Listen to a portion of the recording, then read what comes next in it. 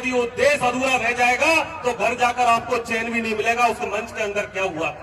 इसलिए मेरी हाथ जोड़कर अपील है, आप लोग मेरा 10 मिनट में मेरी बात रखूंगा और सम्मान्य वक्तागण, दूर दराज से लोग, मैं कहता हूं राष्ट्रीय स्तर के लोग इस मंच पर बैठे हुए हैं और उनकी शोभा में यदि हमारा क्षेत्र का लोग उठकर चले जाए तो वो सम्मानीय गणों का अपमान होगा। इसलिए मेरा हाथ जोड़कर निवेदन है कि इस मंच पे नीचे बैठे विराजमान बैठ जाओ प्लीज बैठ जाओ। आज डोंगरी बांध संघर्ष समिति और न केवल छेत्तरगांव बल्कि करौली, सवाई माधोपुर और मैं मानता हूं धौलपुर सहित पूर्वी राजस्थान के अनेक जिलों से यहां बड़ी संख्या में जनता जनार्दन बैठी हुई है और उसी जनता जनार्दन के बीच में राष्ट्रीय स्तर पर किसानों की लड़ाई लड़ने वाले ऐसे बड़े नेता सम्मान्य राकेश जी टिकैत साहब हमारे बीच में बैठे हुए हैं, जिन्होंने प्रदेश स्तर पर एक युवाओं के अंदर एक अलग जगाई।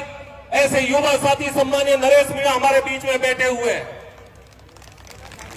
बाप पार्टी से जिनका राजस्थान में जिनके 4 विधायक हैं और वहां से भी हमारे विधानसभा के सम्मानित साथी भाई थावर चंद जी हमारे बीच में विराजमान है।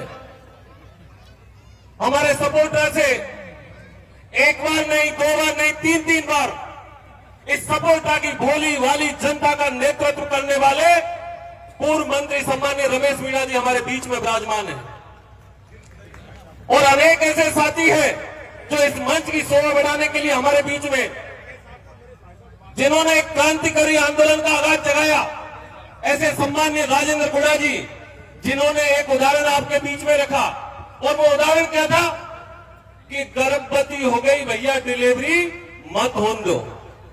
ये उदाहरण आपके बीच में दिया। मैं सम्मान्य गुड़ा साहब के बीच में रखना चाहूंगा कि साहब गर्भवती तो होगी, अब डिलीवरी को टाइम मारो है। ये पिछले 5 साल में गर्भवती महिला की सोनोग्राफी पे सोनोग्राफी ये किस सरकार ने की? उस सरकार को इस जगह जवाब देना पड़ेगा। यदि वह सरकार जिस डूंगरी बांध के बीच में, जिस डूंगरी बांध को लेकर यहां जवाब तलब हो रहा है, ये डूंगरी बांध को आज मुझे मंच के माध्यम से बता रहे थे कि कोई राजनीति की भाषण नहीं होगा। मैं इस मंच का सम्मान करता हूं। मैं भारतीय जनता पार्टी, क्योंकि मेरी सरकार है और आप सबके चरणों में मैंने आपने सेवा की है, उसका प्रतिफल देकर उस विधानसभा में मुझे पहुंचाया है, तो मेरा कर्तव्य बनता है कि मेरी जनता के सुख में दुख में मैं जी जान से उनके बीच में खड़ा रहूं। और इसी वजह से आज इस डूंगरी बांध की सभा के अंदर मैं आयोजित हुआ, उपस्थित हुआ। मैं जनता जनार्दन के बीच में रखना चाहता हूं। ये हमारे ऊपर उंगलियां उठाते हैं, मैं आपके बीच में मंच के माध्यम से बोल के जा रहा हूं। और साहब मेरा तो खानदान है जो एक बार खेती ने पत्थर की लकीरें कोई बिदारा पर नहीं बेटे, ये खानदानी गुण है यहाँ के अंदर तो।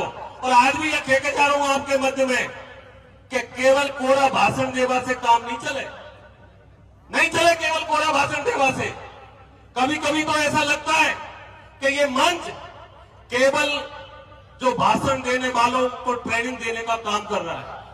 अरे ये ट्रेनिंग कैंप नहीं है, ये ईआरसीबी, ये डूंगरी बांध से लोग जो परेशान हैं, जो आग जल रही है, उस आग में चूल्हा लगाकर रोटियां सेकने का काम नहीं है। किसी का घर पड़ने वाला है, उनके लिए हम लोग मिलकर क्या काम कर सके उसके लिए काम करने का टाइम है। और मैं जरूर कहना चाहूंगा, क्योंकि मेरे मंच में, जिस मंच में मैं उपस्थित हूं, ये जनता जनार्दन ने मैंने स्वाभिमान के साथ 2 साल काम किया है। क्योंकि ये बात मेरे ऊपर आरोप लगाए, उन आरोपों की बात हुई है और इस मंच के माध्यम से यदि मैं उनका आरोपों का जवाब नहीं दूंगा तो मैं इस मंच पर कायर कहलाऊंगा। और जिस मंच पर मैं बैठा हुआ हूं उसमें जवाब नहीं दूं, ये मेरे स्वाभिमान में नहीं है। इसलिए मैं सम्मानित श्रोता बंधुओं, 2 साल के अंदर आप याद करो उस करणपुर की घाटी को। इसी जोली गांव से एक वीर पैदा हुआ जिसका नाम रंगजी बाबा था। उस रंगजी बाबा ने 1993 के अंदर स्वर्गीय भैरव सिंह शेखावत को बुलाया करणपुर के अंदर, और करणपुर के अंदर बुलाकर इस सपोर्टा की पहचान करवाई कि ये डांग क्षेत्र है जिसमें मेरे नुमाइंदे पड़े हुए हैं। और तब तत्कालीन मुख्यमंत्री स्वर्गीय भैरव सिंह शेखावत ने 56 लाख रुपए देकर उस घाटी का निर्माण करवाया। मैं अपने आप में गर्व करता हूं कि मैं उस पार्टी का सदस्य हूं जिसके मुख्यमंत्री ने 33 आती है जो उस घाटी पर चढ़कर हमारा नुमाइंदा ऊपर की तरफ आएगा। सम्मानीय भाषण दे रहे थे, आपने क्या किया 15 साल तक? गरीब जनता को लड़ाने का काम किया आपने। मैंने 2 साल के अंदर किसी भाई से भाई में प्रेम फैलाने का काम किया है।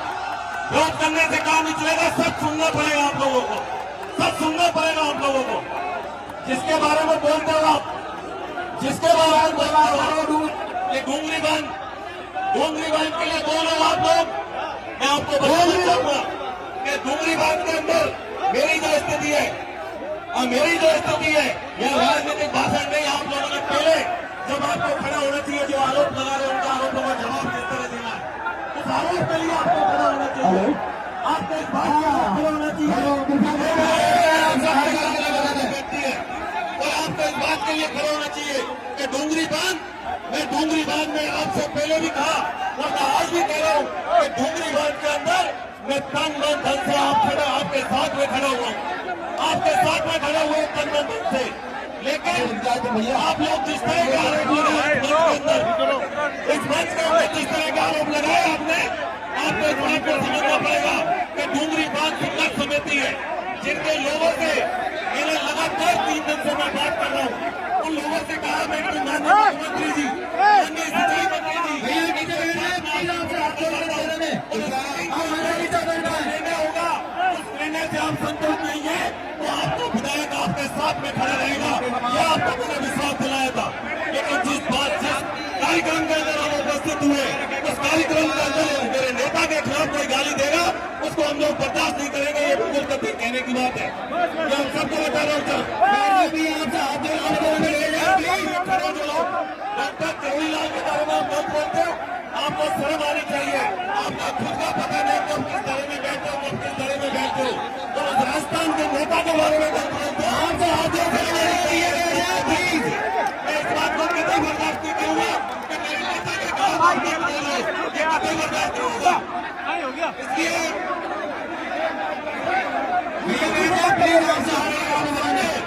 सारी सबसे आप लोगों से जो जनता जनाने में आप उपस्थित है,